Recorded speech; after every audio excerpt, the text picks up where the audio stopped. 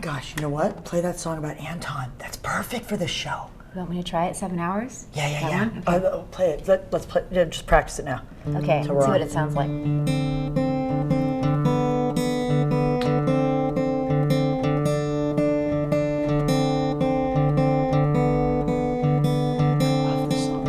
For 7 hours,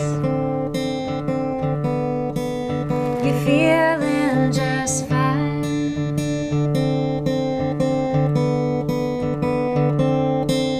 In 7 days, everything has changed.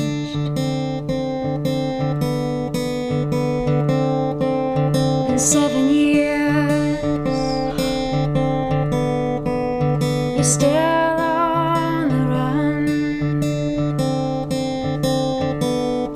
from the voices inside. Hey guys. Hey, Vlad. Hey Miranda, what's going on? Andy, what's going on? She's my dig guest. Oh wow. BYOD, bring your Yep. own dig guest. Who's your musical guest? Well, I don't have a musical guest. This is a talk show. I keep getting this wrong. What? I thought we were... She's great. Did you hear That that, was song? lovely. Miranda, that I was thought lovely. it was like a whole... 7 years about drugs and. Oh, it's Anton. perfect for dig. Why don't we take it over here? Okay. We can talk. We can play It's like later. a whole I'm music sorry. show. I'm sorry. No worries. Well, I thought from the setup too. Well, this works anyway because Miranda actually was with the Brian Jonestown Massacre for many years. That's sort right, of along with me, like a psychoanalyst at certain points, a very good friend. Former and band member. Played on four songs, really beautiful stuff for a while. Anton wouldn't even record without Miranda around, whether she was singing or not. Oh wow. For a Right? while there, it seemed like that was the case. Yeah. Well, I guess we should say why we're this is a special episode, everybody, of BYOD.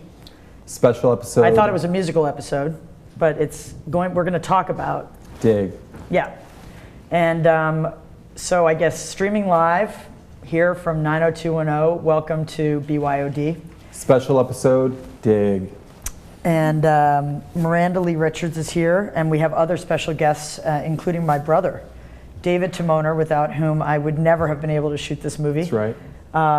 And we did a lot of things together. We lived in tents, actually, slept on couches, and shot this movie together. But we also started Interloper Films, my production company, together. Right. Started back at Yale together, so he'll be here, and Tim Rush also will be here, who did like the opening credits for Dig and helped us pull it together for Sundance at the end. Yeah, well, Tim was a co-producer and editor, right? Yep, absolutely. And then went on to edit Join Us with me. Oh wow. And now he's a rocker. He was my other Dig musical guest That's today. right. I think we should keep playing music, maybe Yeah, later on in we the should, end. maybe yeah. we should. So for now, do we have some way to can we roll a clip of Miranda even before we roll the opening of the show? No. So this is Miranda would always say like the best line.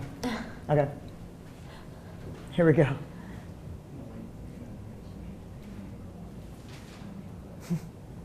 Or maybe not. Or maybe not.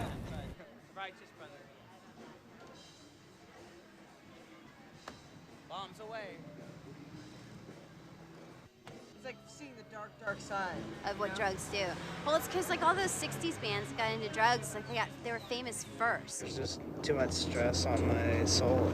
I just want to be around some people that aren't hell-bent on destroying themselves, you know?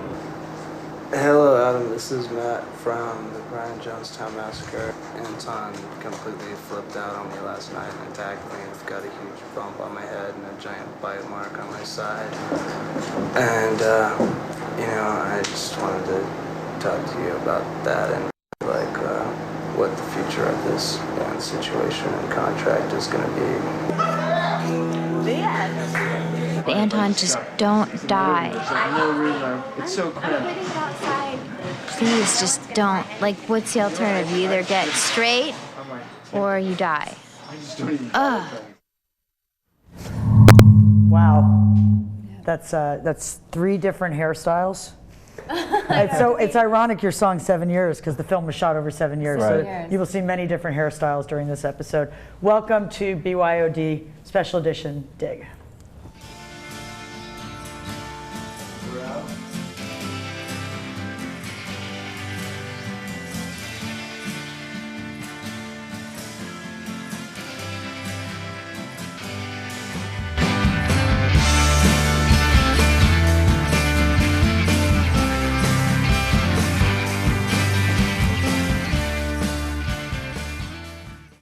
Hey, welcome back everyone. So we're going to talk about Dig today, and this was actually Andi's second film, but the first film to really put her on the map.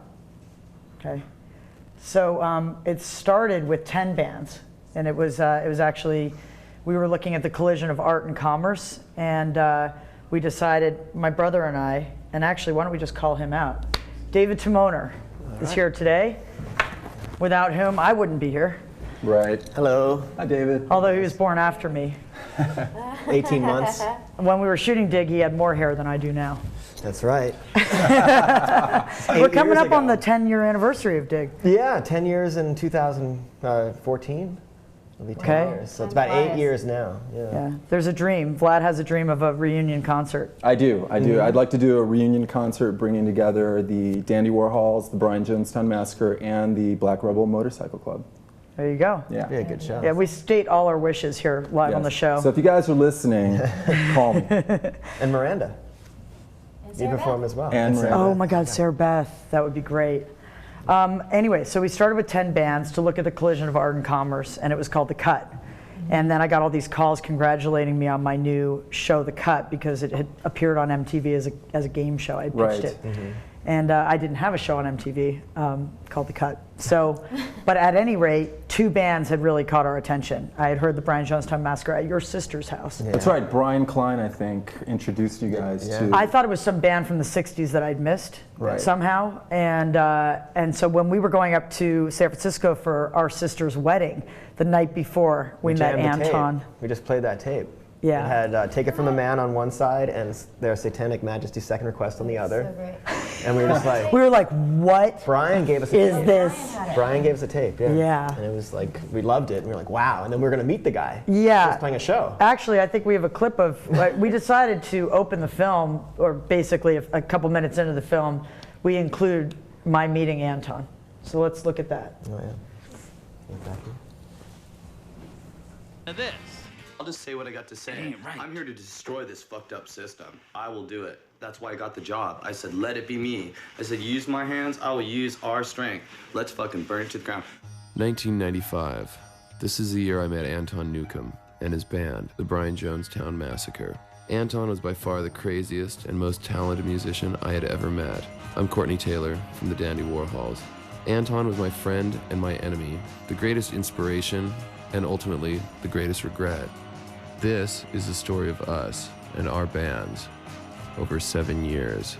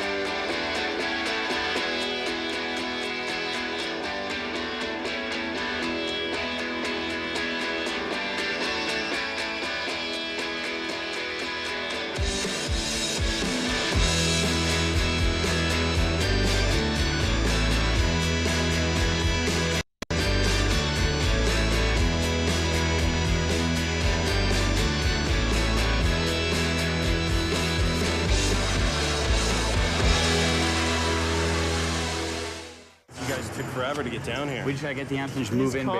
Hi, I've been waiting to meet you. Hey, pleased to meet you. Hi. So where you want to go play tonight? Right Seriously? fucking here. I guess we got to take the shit back to the practice space anyways. No, let's go somewhere. No, we gotta have a revolution, man. We just gotta usher this shit in. If somebody wants to distribute our records and allow us absolute freedom, then I'm not opposed to people making money. It's a mafia. And until they can write the letter that I'm writing, they are the postman and I'm the letter writer, period. End of We got a discussion. party to go to tonight. We got Is it? So that was the night. That was the night we met Anton. Wow, so in the he had Haight. showed up late to play the gig, and the club wouldn't let him in. What was the Wouldn't let club? him play, and he was so excited was the that club? two filmmakers from LA, us, who were like 23 and 21 years old, club. you know, really were just kids, right, with cameras. Right. And that he was so thrilled that we were coming to film his band, and then they showed up in this car, as usual, with like instruments and sitars flying out the window, and they pull up, and they're late, and the club's like, no, sorry, you can't come. What was it called? The Cat? Oh, the Cat. Catalyst? No, the No, Cat. the Cat. It's San Francisco. It's not Cat's Whatever, we'll come back Cradle, to it. but it was like Cat Something like that. the Cat Club. Something about the cat. Yeah. And anyway, he was pissed.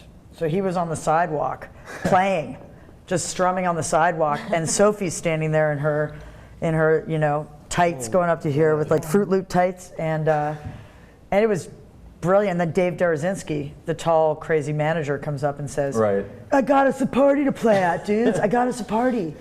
You know, so we all went there, and then the neighbor came over. We all started kicked him jamming out. on Waller Yeah. Street. I'm the neighbor. And the neighbor came over and was like, Yeah. I'm the neighbor, and it's 2 in the morning. Right? It was funny. That was funny. Yeah. That was classic. And that's when he said he was a human earthworm and he could process everybody's. We just knew that night that he was a Right. phenomenal character.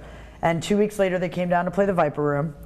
And September 11th, 1996. Wow. Yeah, anyway. Wow. That was that day. Yeah, and they had a huge fight in our backyard, which is a genius scene. Right. Unbelievable. Oh, yeah. You burn in hell for pretending to be God and not being able to back it up. Matt Hollywood. That's probably one of the best They quotes. fought best before line the show. ever. They fought in the backyard and at the show. Oh, yeah. That They were was fighting. all The day. reason why they were mad at him is because he had taken the money that they had gotten for some record, one of the records they just done, and spent it all on sitars. And so they had no money in LA. So they arrive in LA and they had no money. And so everyone was pissed at Anton, and Anton was like, I bought sitars. What are you talking about? And Right. David and I were living on 622 Vista Street. Right. Yeah. Classic. That was a good house. That was a good house. That's where Matt was lying with the bite in his side right there. Right. Yeah. Many a scene was shot at that house, and that was the backyard. And Matt leaning against the tree said that. But we were so excited to have this band come to LA and play their huge industry showcase, and there were like 8 labels there. And last BYOD, we discussed how Vlad and I met, and, Right. and we showed the clip of the Viper Room. But that was the night that they self-destructed in front of our eyes for the first time. Yeah. That was the first time Yeah. of many self-destructive And our moments. working relationship began in the aftermath of that self-destruction. So. And then we were hooked. Oh, and the that's next right. day he said, "Have you ever heard have you ever heard of the Dandy Warhols?" And so we went to Portland, and we said, and they said they were moving up there, right? And we go up to Portland. Yeah, and Anton called Courtney and told them we were from MTV. So the Dandies were all in like really good behavior because they thought we were like MTV coming to see them, and then we show up with our like 2 cameras and we're like, hey, and they're like, wow, you guys are so cool. They thought, and it was great. I thought you guys were like into Courtney sits Yeah. back on the couch. He's finishing his first record for Capitol. Yeah. Right. And he's like, I sneeze and hits come out. Yeah, Right. I was like, another good clip. Yeah, to which Perry said, well, then Capitol will have no problem financing Your handkerchiefs. Right. Yeah. Yeah, so there was such a difference between these two bands. One band like on the sidewalk, obsessed with the Dandy Warhols. The Dandy Warhols like, oh yes, they're very cute. Right. It was very much like that. And then meanwhile, Anton announced that he was moving up to go create a revolution with them, and they were like, unbeknownst to the he's Dandies. coming? Right. Like, Yeah. what are you talking about? Yeah. So he pulls into town, and we were just off to the races. So Anton had said to me, forget about those other bands you're filming, I'm taking over your documentary. And I was like, yeah, right. Yeah. Right. And then within did. 6 months, Yeah, he totally had he did. it. Yeah. Yeah, and it was just, we could look at everything we were looking at with those 10 bands, with those 2. And we, at some points, David, we'd go buy tapes so often, and we're so skinny buying these tapes that the tape place, Edgewise Tape on Highland, would say, you guys spending all your money on this? You're gonna get some groceries too, you know? So David, I was wondering, when you first arrived to Portland and you met the Dandies, and you had now had this experience with the Brian Jonestown Massacre, was there a sort of compare and contrast between the two bands? Was it self-evident? Oh yeah, it was obvious. I mean, there was the Brian Jonestown Massacre, who were, you know, just full-on rock star. You know, look up in the encyclopedia, 60s rock stars. They were them, living the life. And the Dandies could do that, but they were, you know, they also could, if they needed to hold down jobs, they could show up to meetings on time. So it was almost like the They had good parents. Yeah, they had good parents. They're the most well-adjusted band in America. Exactly. But there was definitely a common thread. I mean, they're both very much of that '60s Velvet Underground kind of music, and they liked each other a lot. They were obviously friends. So they looked up at each other. I remember that the Dandies, they sort of worshipped the Brian Jonestown as the ultimate rock icons. Right. You know, and as Miranda pointed out, and what we just saw, you know, the Rolling Stones got famous and then did the drugs. Right. And the Brian Jonestown, it's almost like they had read so many Rolling Stones biographies and were just emulating. They were partying. They were living it. Right. They were living it, and they really were.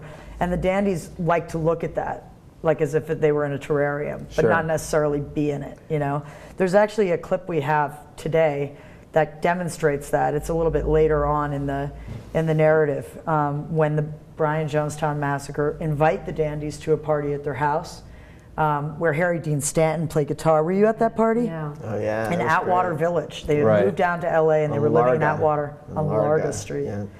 And the Dandies didn't show up because they were busy partying with David LaChapelle. Of course. After their junkie video shoot. And but they did show up the next morning with an AP photographer to take photos in the Brian Jonestown's house. In the detritus and the wreckage, the post-party wreckage. Basically. And by then the rivalry was on. Right. Can we play that clip? Yeah. We should have a fucking party here. Well, the Brian Jonestown had a party to show us their new house and their cool scene. Apparently, it was a pretty good party. In fact, that's Harry Dean Stanton right there.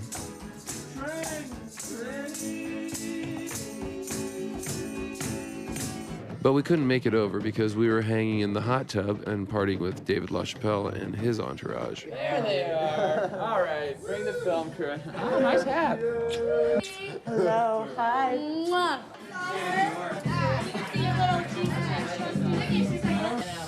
Look at the fingers. I decided that the BJM house, the day after they threw a party, would be the perfect location for a Dandy Warhol's photo shoot. What I want to do is I want to go out to this really, really fucked household. Yeah, well, I didn't bother to warn the guys. When we did the photo shoot in their house, I just couldn't believe it. They had no furniture, hardly. Everything was on the floor. It was like a squat, a hovel. How do you guys live like this? There was dish soap on the kitchen table and maybe an empty 40-ouncer and some guitar amps and stuff in the living room. Not Hollywood. There's a lot of people walking into your house right now. There's a whole photo shoot about to happen. And your house is trash. You guys partied last night.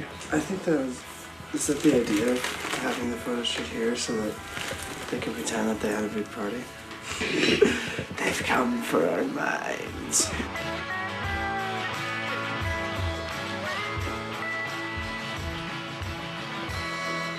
This is great. I can't wait to see it. You guys, we have to do this other one because there's like, it's tiny and there's two mirrors that face her like this so we can get the total like shot with a bunch of reflections. Do the cut. Do the cut. Do the cut, man. I'm gonna kill you. So you looking pretty good? Good. Okay. We're topping our whole gig. We have to live that, baby. Oh, no, we're certainly not going to say it's our house. It'll be like... No, well, you're not going to say it's our house either now, are you? Yeah, we are. We're going to say No, it'll be really? Like Capsule One. We should be Every the day, the background. Dandy Warhols wake up together in the home of a different band. Today, it's the Brian Jonestown Massacre. But how much do we get paid? I know, all we're talking about is dough, baby. Dough, Where's the dough? Where's the dough? Where's the dough? Now if we take pictures in our own house, people are going to accuse us of ripping you guys off in our own house. Wow. That really pissed them off. Yeah, well, it's Remember almost that? That was serious. Yeah. Well, it's almost as if the Dandies sort of co-opted the Brian Jonestown's aesthetic. It was kind of like that. It was like, yo, you guys had a crazy party. Mm-hmm. We don't care to party with you, but we would really love to act like we live like you. Yeah. Right. Yeah. Wouldn't it be cute if we all? How did you deal with that? How did you bridge the gap in your friendship, like between, because you were friends with both bands? I was, and it's an interesting question because as we're talking about the two different egos involved, it brings up an interesting point. It was like Courtney was confident enough to say that he worshipped Anton's band. That was a sign of confidence for him to be like, oh, they're the best band in the world. Anton was insecure enough to just bag on Courtney's band. Right. But really, he worshipped it. Do you see what I mean? So it's like there are two reactions to each other.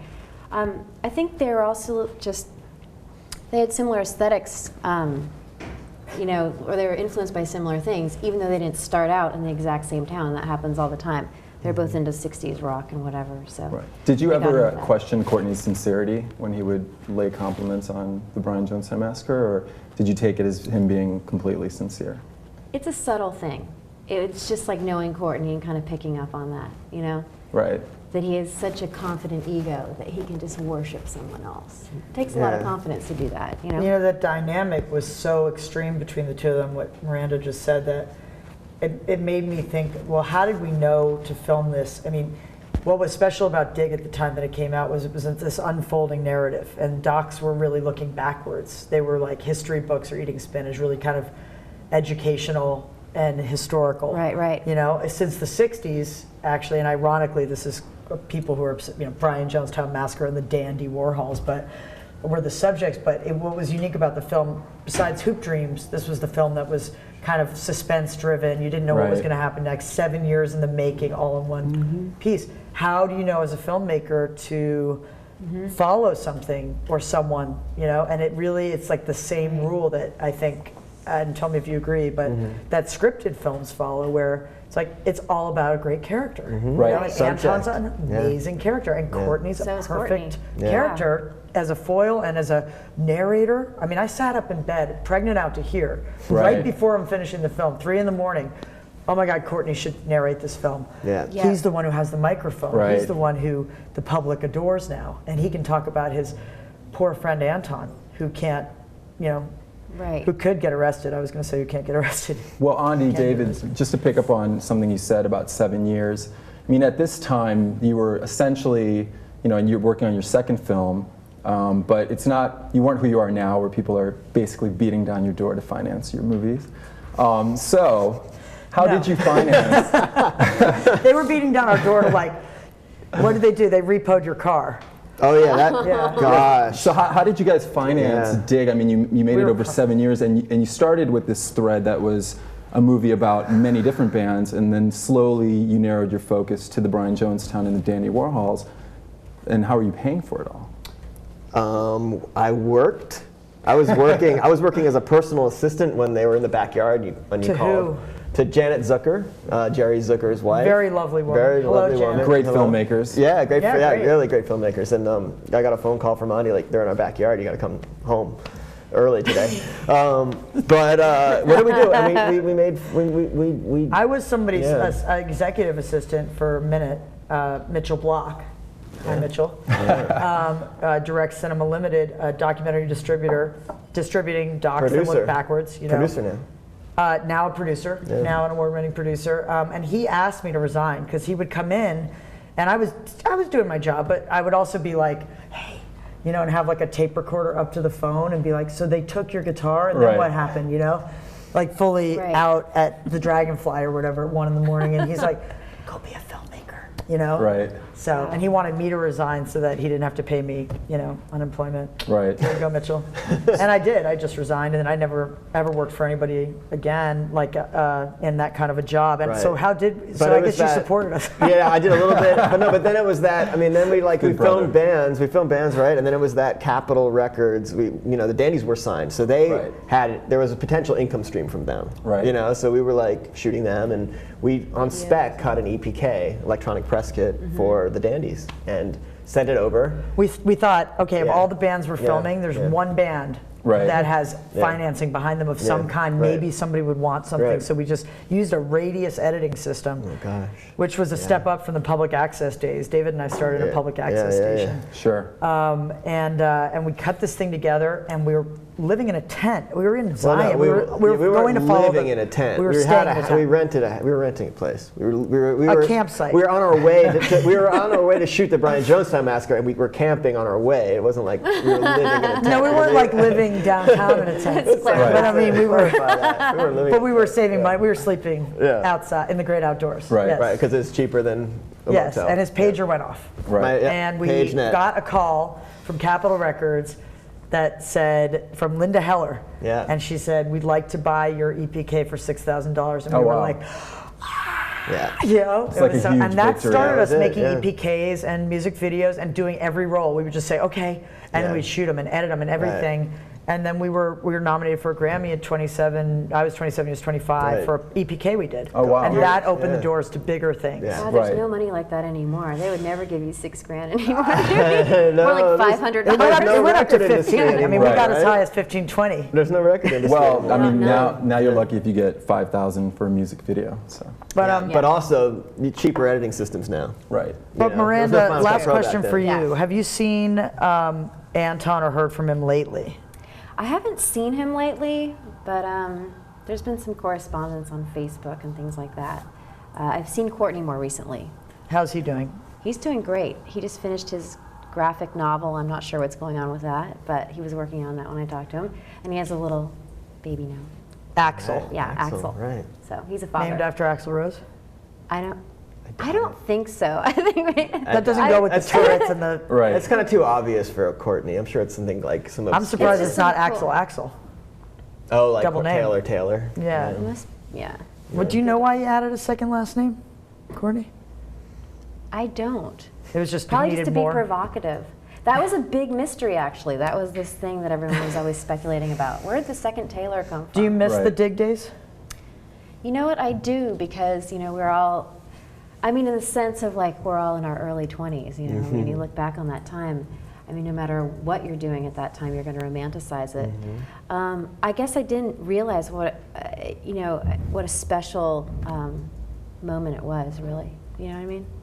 Yeah. I totally agree. Yeah. And I wanted to mention for younger filmmakers, to pick back up on the point about financing, I wouldn't let not having money stop you. I mean, Andy and David clearly started this film with zero financing, financed it out of basically day jobs, and look what it's become. So yeah, and we should mention that we came very close to several deals that Anton undid very quickly. He's scared. He would threaten people, like Kerry Woods, who produced Kids and Gummo. Right. He was like, you're sitting on gold. Like it's beautiful. And Anton showed up at his place with like 7 women dressed in white. He was going through that wear white and come when I call phase. Right. Yeah. The cult phase, yeah. It was all a cult phase, but anyway, he showed up and he threatened Carrie, and Carrie's like, "Good luck with the project, man, but I can't be a part of it." Right. So we just were like, "Okay, we'll keep going," Right. Anyway, thank you so much for coming, Thanks for having me, guys. That was so fun. Aww. Love you guys. Love you guys. All right. Okay. So Miranda's got to go. Tim's gonna come. Okay. And during the switch out, let's do the Daily Dig Down. All right, let's do the Daily Dig Down. The Daily Dig Down is going to be a news segment where we basically discuss relevant documentary-related news topics of the week, the month, wherever we can get the news from. So take it away. So here we go. So the LA Times reports the Producers Guild of America announced the documentary motion picture nominees that had advanced in the voting process for the 23rd Annual Producers Guild of America Awards. Okay. Now these films are Beats, Rhymes, and Life, The Travels of a Tribe Called Quest. Yes. Michael Rappaport. That's right. Fantastic. And you were recently on a panel with him. Yeah, well, he's a fantastic on-camera talent, as we all know. Yeah. And just was so passionate about doing this film. And when, doing film, well, in the hip-hop world, right, it can be dodgy. Oh, yeah. So I was just on a panel with him at Mocha. Right. And it was awesome to listen to his stories. We should have him on the show. We should. Michael, call us. Q-Tip. Let's have Q-Tip on. Q-Tip, bring 5 Dog. We should actually, have them both on, and then we'll see what happens. That was his first film, right? Yeah. Okay.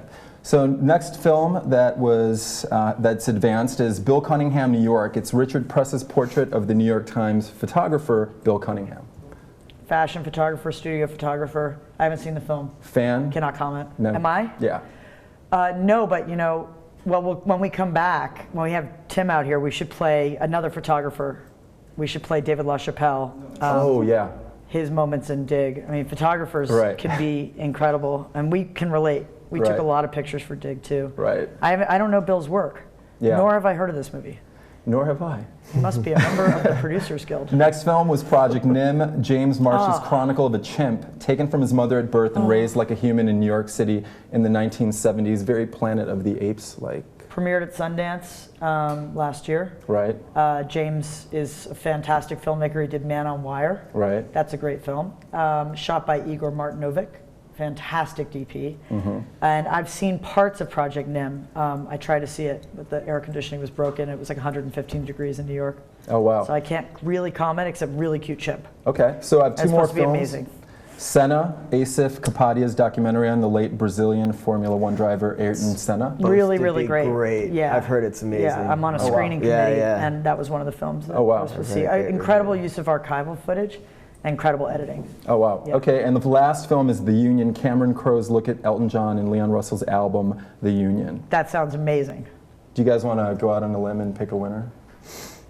I'd say probably. I don't know the politics behind the producers It's a- yeah, guild it's in a- America. Unfortunately, there's a lot of politics But, involved. yeah, And I haven't seen all the films, so I'm gonna. I'd say Senna because I got a huge buzz and a big, great review in the LA Times. All right, well, it's on tape. So. Yeah. I'm gonna go with Project Nim. All right. Okay. Okay, there you have it. Now I'm going to go with But Project Michael Nim. Rappaport, you have my best wishes. Best of luck. All right, second story. USA Today reports America's struggling economy commands center stage in the lineup for the 2012 Sundance Film Festival. Festival director John Cooper says economic storylines are prevalent in the domestic documentary category. Now, this field of 16 includes the following. These were highlights. Detropia, about a depressed Detroit. Finding North, about poverty and hunger. We're Not Broke, which is about corporations hiding profits overseas. And The Queen of Versailles, about a couple who are building the largest house in America and fall victim to the financial crisis. That is my friend Lauren Greenfield's film that's opening the festival. Oh, wow. And she's going to come on and do a whole show about Queen of Versailles. Oh, I great. haven't told you this. So, Okay. you know how we decided January is going to be our Sundance month? It's going to be our Sundance special month. That's right.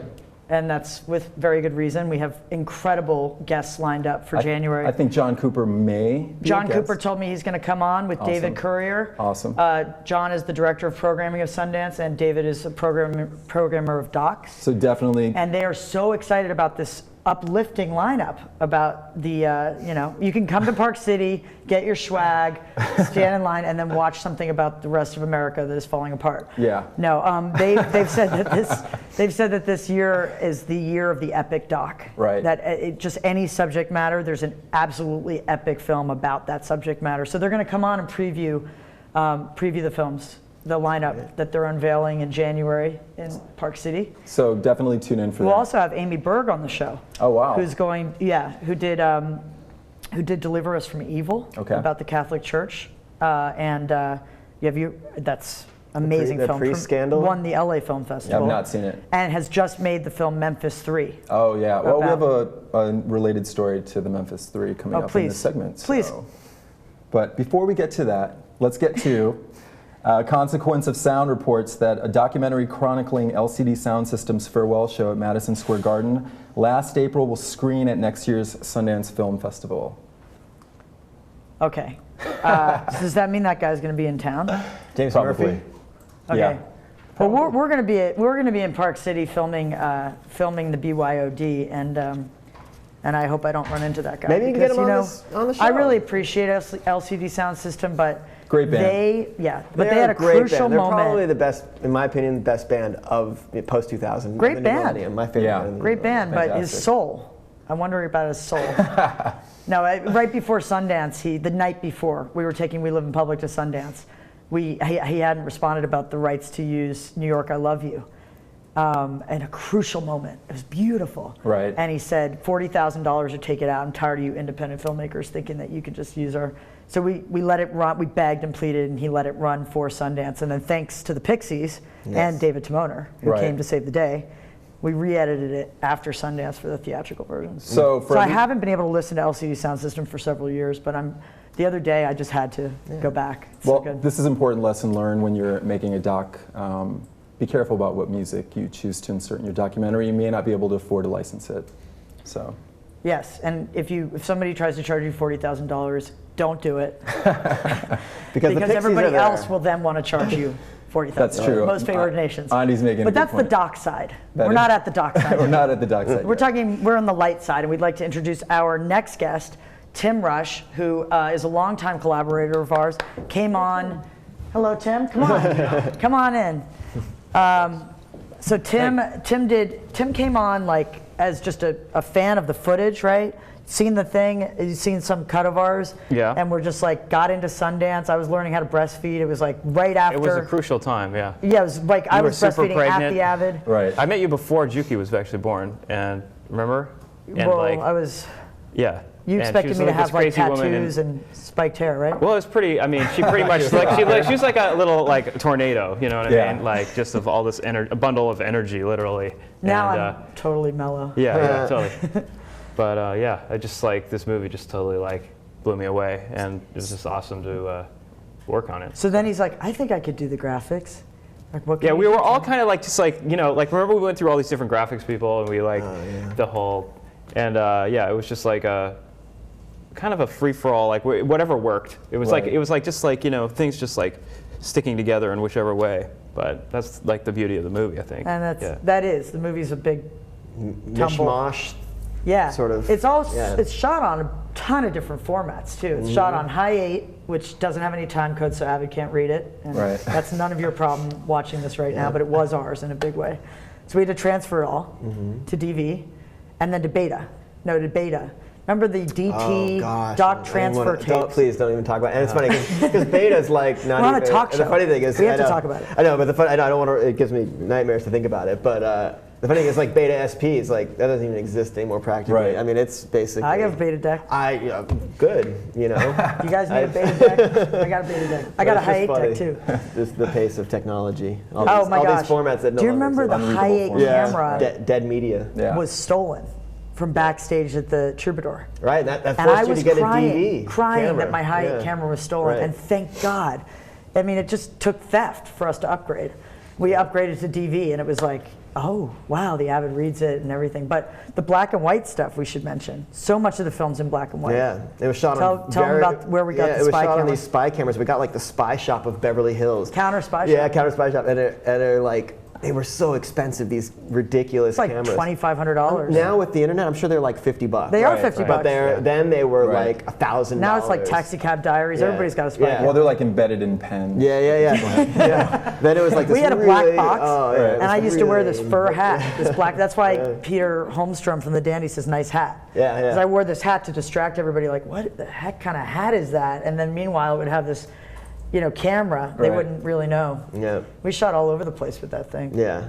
And it had a super wide angle. It was like a pinhole. It was just I actually have some of those $50 surveillance cameras now. They're not as good as that. Really? What did it record on? Shop. 8. Well, we had to plug it. It didn't come with a deck. You had to provide your own deck. So we had like some old 8mm video that we had camera to keep in a little mod. Yeah, we'd go in a little bag and like a little wire. It was very low budge 007 stuff. Yeah. You guys, I feel like we should show. Since we're still on the light side, I feel like we should show a clip from Dig. Let's do it. And maybe one that has some music in it, because Dig actually inspired Tim to become the unbelievable musician that he is today. Strange Markings. Strange Markings. Look it up. Okay, so why don't we play David's favorite clip? It's affectionately called Dick Suckers. I love See if you can figure out why. You play it? Yeah. The band finished the record and prepared to hit the road the next morning on their first national tour. They never before tried to pull this off. They were sure they would finally get signed, so long as Anton could hold it together out there.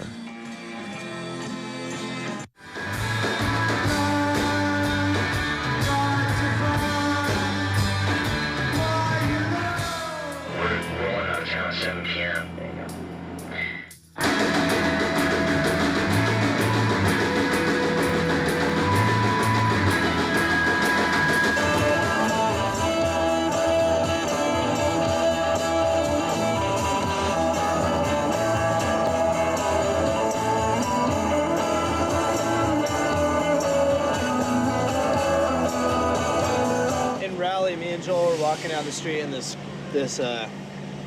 truck pulls up or drives by next to us, and I hear there's 2 dick suckers there. And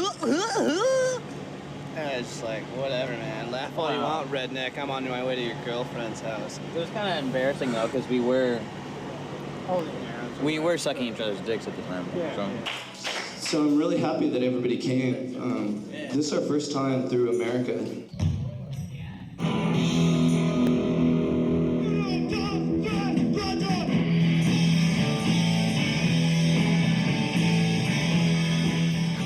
Under the local Communist Party's headquarters, the band played for an audience of 10 and performed for almost as many hours.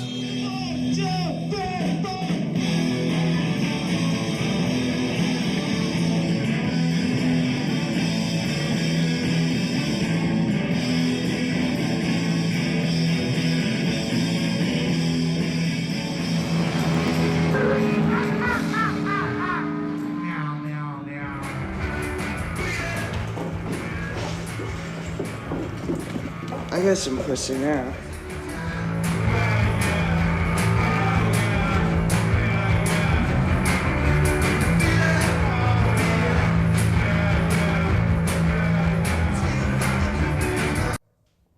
Wow. Wow. Yeah.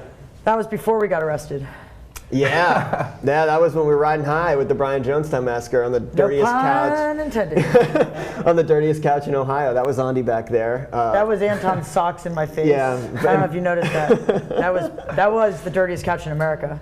And we had to go down to the 7-Eleven and get a toothbrush. Oh, God. That was Chicago, Cleveland. That where was we were Cleveland. just coming into, Yeah. was where the band Right. broke up. 'Cause we didn't, the first time they didn't have a show in Chicago. They were just had a day off. So like, and let's that's go to bad. Chicago and cause and trouble. Dave Derazinski said, days off are really dangerous, dude. So for this, I don't know what's going to happen with a day off. And then they left. Like Matt Hollywood decided to walk to California. Yeah, is that the scene where they're all hugging at the train No, station? that's the scene where Joel comes Joel up keeps and up to the car. It's yeah. 6 o'clock in the morning. Yeah. I'm sober now. Peter Hayes and I was drunk and I'm sober. Yeah. Oh, here comes a cop. Right. Here comes a And cop. they've just left and we can't find them. We're like, where are we sleeping tonight? Oh, You know? gosh. And then we went and stayed with my friend from college, Yale. Scott Pike. Scott, if you're out there, I'm We sorry. took over his house with the band. Yeah, the band came. They broke things in your house. You cooked a nice dinner for them, and they didn't treat you very well. So you I guys, apologize. you guys basically toured around with the band throughout this whole process to make this film. I mean, you didn't have a bunch of interns or assistants. No. And then this whole tour was like their big summer tour. Their whole goal was to make it to New York, and our whole goal was like, can we get the band to New York? Right. Can we just get that far? Chicago was a major stumbling block. Because they had a gig at like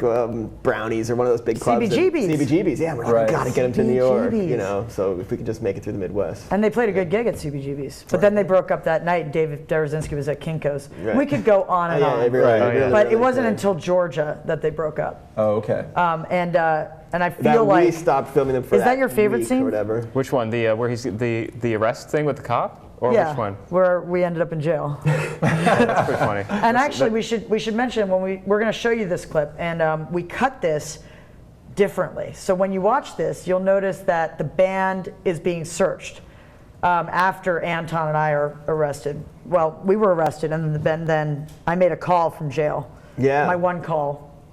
Yeah, I made you to my called. brother. Yeah. Who was back at the hotel. Someone else. Yeah, but anyway, I got the call. I got a call in the motel. That I was in jail. That you were in jail. That you'd been arrested, and I was there with the rest of the band asleep, and we all had to wake up and get in their van. The van, though. Their van, and they're like, we knew that you guys got arrested some sort of drug trap situation, so we knew we had to clean the van before we went. So we had to like clean out their chore van. Oh, but even still, yeah. you'll notice when the door opens to the van, you'll see pill bottles come spilling out onto the ground, even after they cleaned it. The dogs were going crazy. Dogs were going nuts. It was, oh God. And I had to stash my keys like on my tire and the camera in the car, leave the car and go off with Anton, who like had one joint. And luckily, it took us a lawyer to defend me on drug charges and a lawyer to get the tapes back. And Banks County, Georgia, they didn't know to demagnetize the tapes, which was a major. They didn't. Wow. Yeah. I mean, it was so worth it. We got that tape in the mail, and for like years afterwards, I was like, I get sick to my stomach even like watching that scene because it was like post-traumatic stress. Yeah, it was a low. The reason point. he got sick to his stomach is because of what happened to you at the police Oh, station, which should we talk about that after? I don't know. It's a whole story. Yeah, maybe after the clip. Yeah. David got schooled by the sheriff of Banks County. Yeah. We'll talk about it after this clip. Let's roll the arrest. The Brian Jonestown left New York the next morning to play a round of shows in the South, but only got as far as Homer, Georgia. How you doing? Insurance, please. Okay, it's hers. Oh, okay, well, need to see your license anyway. It got stolen. Huh? It got stolen in California. I'm on tour. We're just going to pick up a van from I have my license, She has all of her stuff. She was just interviewing me. We're making a documentary. Oh, okay. What's your full name, sir? My name's Anton. All right, pull over right over there and let me run your license. Sure. Whereabouts? Just right over there. Anyway. By this gentleman. Let me put this out. We're totally awesome. How you doing today?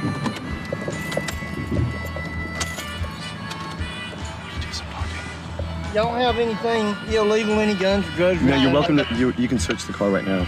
Okay. You don't have any problem with the search? No, in fact, I'll waive that right now. All right, if y'all would just step out of the vehicle. Okay. I went all the way through from California, like Oklahoma, Minnesota, all that. This is Georgia. Is the most beautiful state, I'd say. Really? Georgia. We're in Georgia. Yeah, we're in Banks County. Yeah. And when's the gig tonight? When's the gig tonight? I'm starting to think maybe I shouldn't have come along for this ride. What I heard was they search the car and there's weed and they get taken to jail. I'm going to advise you each of you right. My own fault, whatever happens to me. But I consent to have the car searched. Anton was eventually bailed out by Bomp Records' Greg Shaw, but the band broke up that night. Anton played solo all the way back to Los Angeles. All right. So what happened? We picked up the camera. Andy was in jail. We drove to the sheriff's office. You met the sheriff? Yeah. I guess the band company. Yeah, I met the sheriff, and I had my camera with me, and I went into the sheriff's office, and Anton's in there. I can see him behind the glass, and he's holding up this sign that's like. He's like, I told him I'm a diabetic. I told him I need my insulin. They're being nice to me. They're being nice to me because because I told him I'm a diabetic. Was he? No.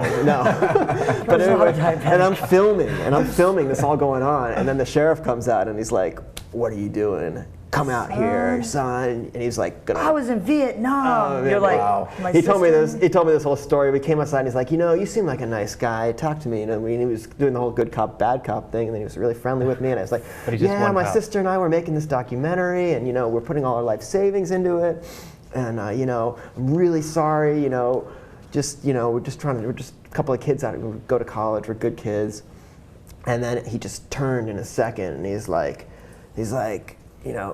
who do you think you are? He's like, oh, that's right, because he noticed I was filming, and he's like, who do you think you are doing this I didn't give you authority, I was in Vietnam, and I don't need to, deal with little shits like you, and all this stuff, and it was just like. You're cursing on the internet. Sorry. Follower of two. And then he was like, and he basically, threatened to throw me in jail. He's like, you turn that camera on one more time, you're going to jail with them. So it was like. Did you turn it off? I turned it off, and then he wanted me to rewind and record over it, and I don't. Oh yeah, there's a really good shot of the country road. Right. You see a and you pickup can truck hear, go and by you can once in a kind of while. hear You can part hear of that him going, conversation. "Boy!" Wow. Yeah. Yeah. So I recorded over Anton anything that was inside the office, but and then he took the tape, and I begged him to, and then hey, they sent the tape back, so that was great. Yeah. Cell phone. Yeah. In the studio. So anyway, that was the story. But then we went Thanks, crawling home. Georgia. The band broke up.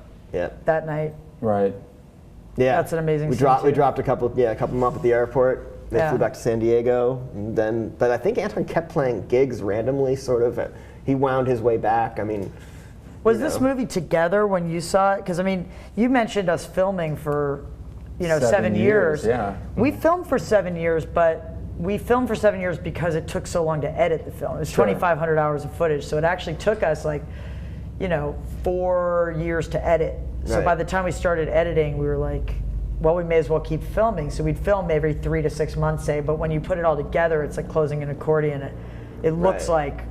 Well, we had all these chunks. We were there every minute of every certain day. chunks were edited in like 1999. Yeah. Know, certain chunks were edited in 1998 even, you know, like, or maybe, you know, but then you know, they change and they shift and you ended up with these sort of little narrative pods, you know. Sure.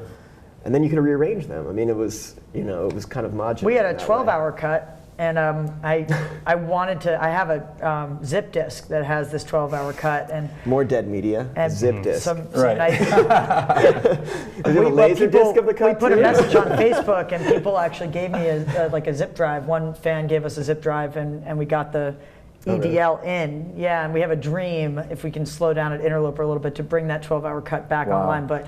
I remember Fans looking at that and saying, there's nothing I can cut from this. And then painfully cutting it down to 5 hours, and then down to 3 hours and 40 minutes. Right. And then we tested it, and everybody said, you can't. Anton, God, I don't like your protagonist. Great film, but I don't care about him. He's such a jerk. Right. So then we had to take out an hour of Anton being a jerk, or just being really depressing, and then put in like an hour of Anton being, you know, we had to change the ratio. How historically and culturally significant Anton became something that we really needed to sell right to at augment. the top, Which actually we also have a clip for. But I asked you a question. I asked you about where you saw it. I think it was like at the 4-hour cut stage, or I think I had seen like you gave me a VHS, so it must have been able to fit on one tape at one time, but it was still more dead media. Yeah, Betamax. But I remember it still took us like a week to online. Remember at the Crossroads of the World, we were sitting there like all like. Rich 24 Quigley. hours. Thank you, Rich Quigley. We were like sleeping. Remember we slept on that whole thing where we didn't leave for like a week, and I was like New Year's. You spent New Year's there. Wow. Tim, how much experience did you have editing before you got on this project? I had gone to film school, and I worked at like a little production company for like actually I got fired because we were doing some pitch tape at the place, and we did it at like midnight. Then my boss had said like, oh, you can use this for your projects or whatever, and so I was like, oh, like Andy, come down in here, like, and so like we were sneaking in there. Yeah, and he like staggered back in from like a night of drinking or something, and like found us there, and like I lost my job the next day or whatever. Wow. Didn't we end up like moonlighting at a porno post house too? That was way early in the day. That was the first cut of what Dig became. That was the cut. That was the 10 band. No, actually, yeah, it was like the 10 bands. What was the name of that film that was being old made? Man, like old guy. Booty and the Hoefish. Booty and the Hoefish. Booty and the Hoefish. Yeah, yeah. Keith Kurlander, Rad Productions. If you're out there, Keith. We like Keith. Yeah, he's a great guy. He's a fellow parent. Yeah, Franklin parent. At Franklin Elementary. Yeah, but you know, everyone's got to pay the bills. Times are changing. Everyone's got to pay the bills, right? So we have, we should probably decide, because we're running out of time. Sure.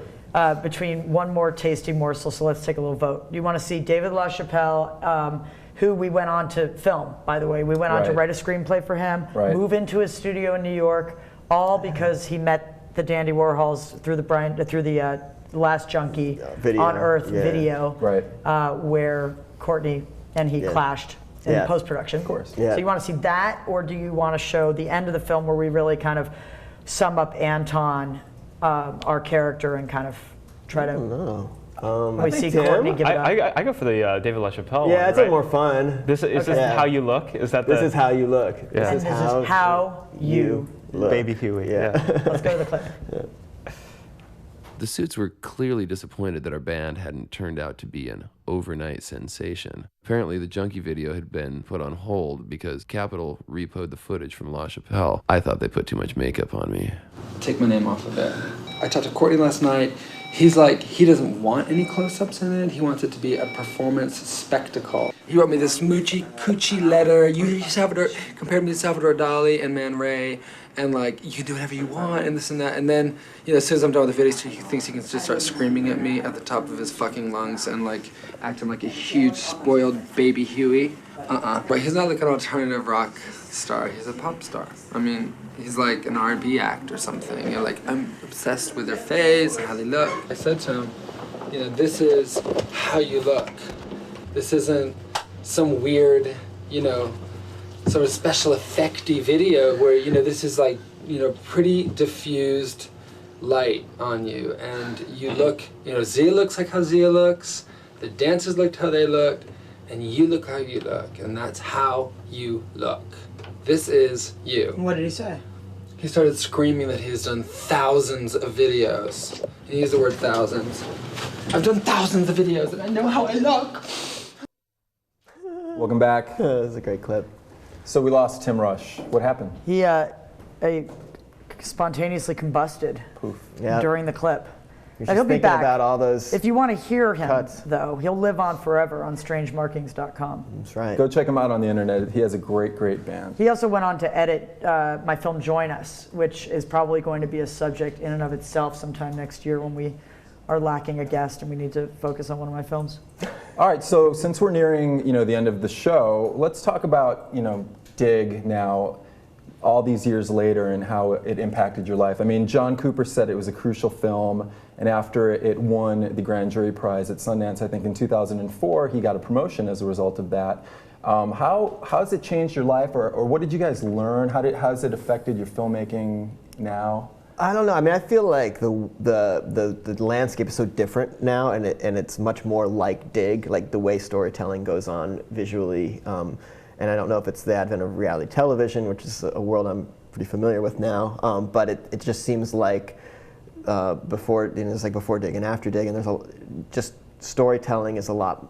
It's not necessarily looser, but it's more modular. You can move things around. It's about telling a story as clearly as possible, and it's kind of more non-linear. Narrative technique is more non-linear, and I think Dig was like that. A lot of jumping around, subject-driven, a lot of jumping around, and you see a lot of docs now, and they seem to be that way as well. The King of Kong or a lot of those other films. I get a lot of requests from people just to give them advice because of Dig, or they started making films because of Dig, or they started making whole bands started because of Dig. It's a hugely important that was film. our original dream when we were back at Yale together and we were driving across the country.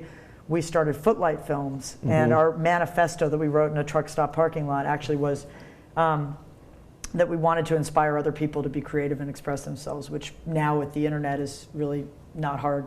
Everybody's expressing themselves now, but back then it was kind of our thought was people are unhappy because they're not expressing their point of view, and maybe by showing them that you can do it, you can just do it, DIY filmmaking, and will inspire people, which I think that's probably what I learned from it, is just that I got out the other side, I survived. There were times, David went into reality TV and has been in reality TV quite a bit. Although we have collaborated, he edited my film Cool It as well recently, 2010.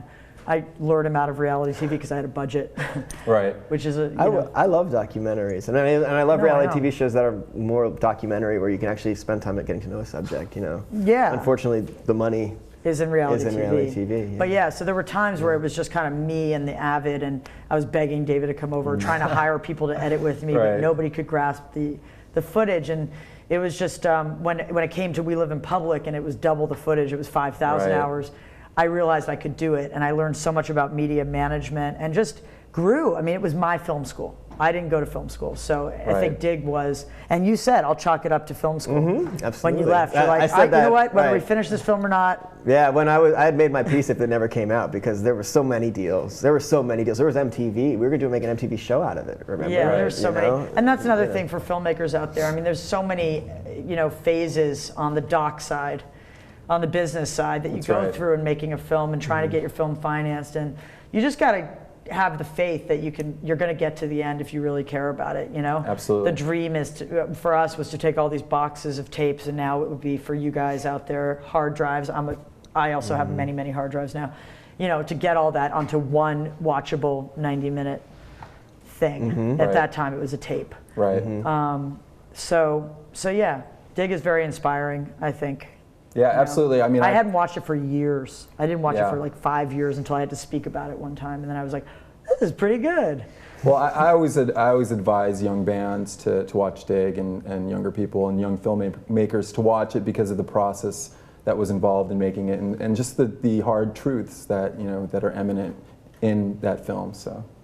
Yeah, it's a lot about success and failure too, and what is success, you know? Yeah, how do you I define think we it? were Yeah. I think we were discovering, it was our youth. I mean, I went from 23 to 30. Right. You went from 21 to 28. 28, Yeah, and we were learning about life, you know, Sure. like what we actually wanted to get out of life, and could we maintain, this was the key question, could we maintain our creative integrity and reach a mass audience? And that Right. was the question. That's why we were looking at these bands. And the irony was, we ended up being able to put out this film without having to sacrifice our integrity. Right. We never had to change a thing. And even Anton, who railed on about the film, because he rails about everything, railed on about it, you know, and Courtney, who now has railed on about it, and did the narration back then. But I mean, none of them told us to change a thing, much to their credit. And so the movie came out as is. Yeah, we haven't gotten any royalties from Actually, that's the doc side. That's the doc side, Oh, the business sorry. side, Did I the question transition of there? royalties. Yes. Yeah, you've Good been helping. transition. You've been trying to help us with that. Yes. Well, We apparently have a profitable film out there, Vlad. potentially. What do you think? I think we do.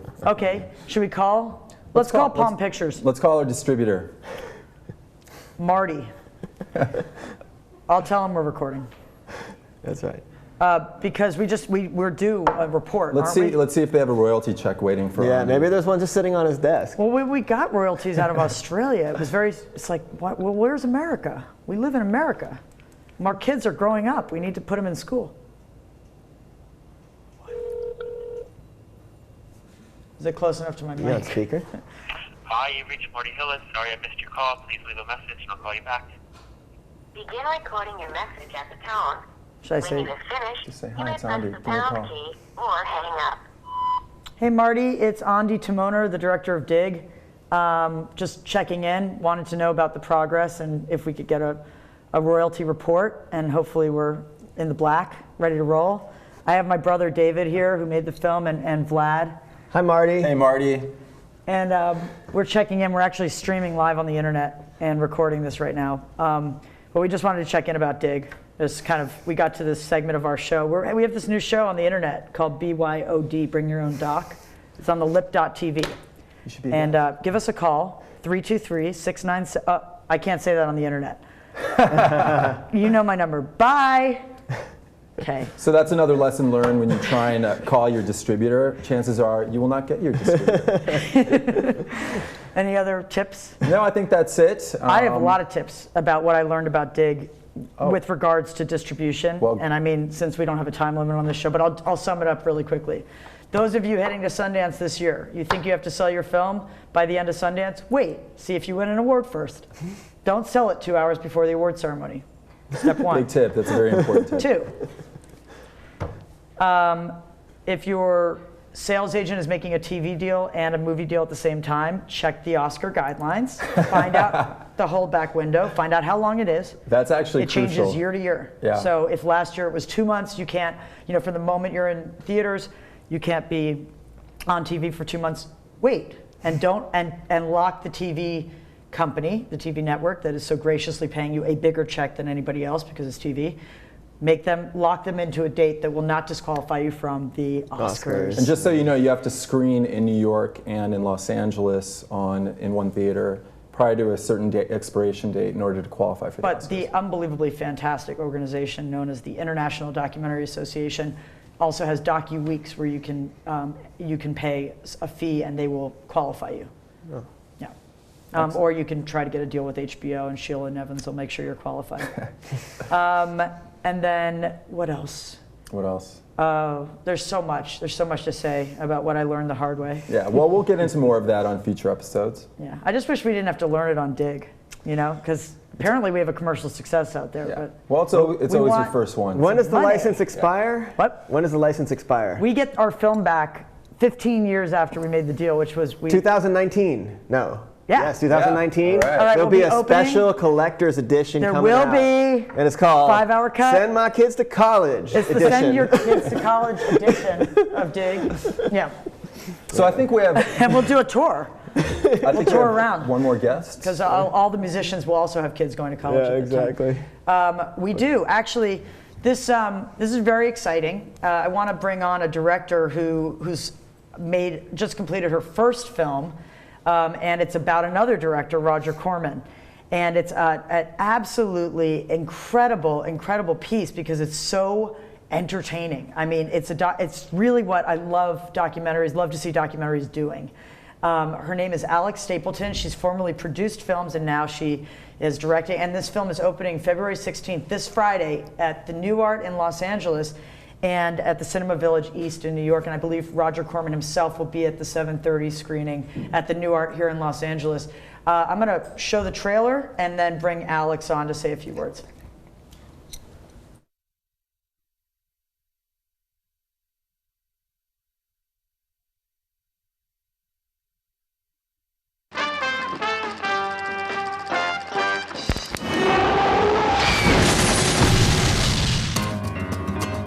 I started my own company for a variety of reasons. Roger. Oh, yeah, Roger. God bless Roger Corman. The major studios dominated everything. Everybody said no, so I said, all right, I'll make it myself. We shot him in 7 days, including special effects. The budgets were really low. I can't remember how I first met him. It was the first sort of Hollywood movie that I did. For someone who's so square on the outside, he was actually a very hip director. Clearly, my unconscious mind is so boiling inferno. Roger said, if you can fashion a car crash comedy, I'd let you make that picture. It was the fastest green light I ever got. He just thinks I can do this, and then I just did it. Taste was out of the question. There's no need for taste. The business was on its ass. Hollywood was desperate. I had never lost money on a film. Roger said, Grand Theft Auto just sold to CBS. That makes your 7.5% look awfully good. Makes my 92.5% look damn wonderful. He's a natural rebel. Tell him he can't do anything and he will figure out how to do it. She loves to do crazy stuff. Let's set her on fire. Would I do him again? Yes, but more patting on the head. Killer shark eating naked girls as they go skinny dipping. That's so Roger Corman.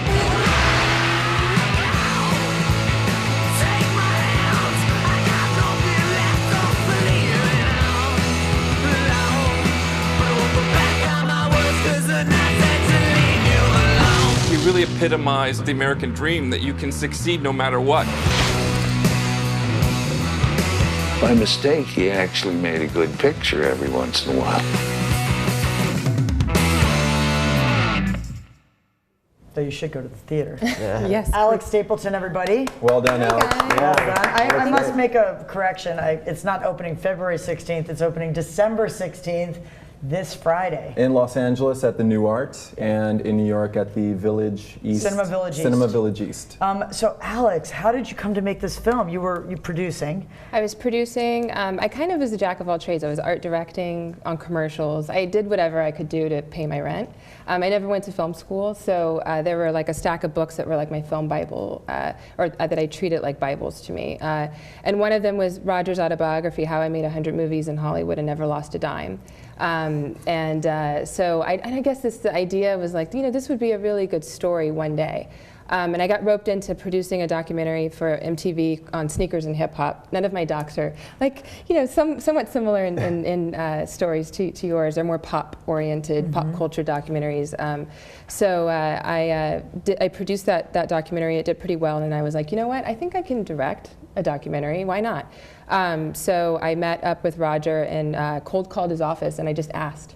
I mean, it was like really surreal and weird, but he said, yeah, that he's like, yeah, sure, you could. He never met me before. Wow. Yeah, it was real. It's just, I think it was the type of idea that everyone probably thought that someone else was doing the documentary and nobody was doing it. So I got in right on time, and that was in 2006. So 5 years in the making. Yep. How many hours of footage? Over 1,000 hours. Nice. Yeah, really, really nice. It's a badge of 3 years honor. of editing. Yeah. I went through my entire savings, opened up. I have lots of credit card debt because of this movie. I finally got real money at a certain point, and that was nice. But yeah, very similar. Like as I was watching the show, there's a lot of things that I think you do when you're doing your first documentary, your first film. So that's awesome. That's very inspiring, and it's kind of meta that he was your subject. You know, he Right. who did it by hook or by crook. There was no way for you to give up, right? Yeah.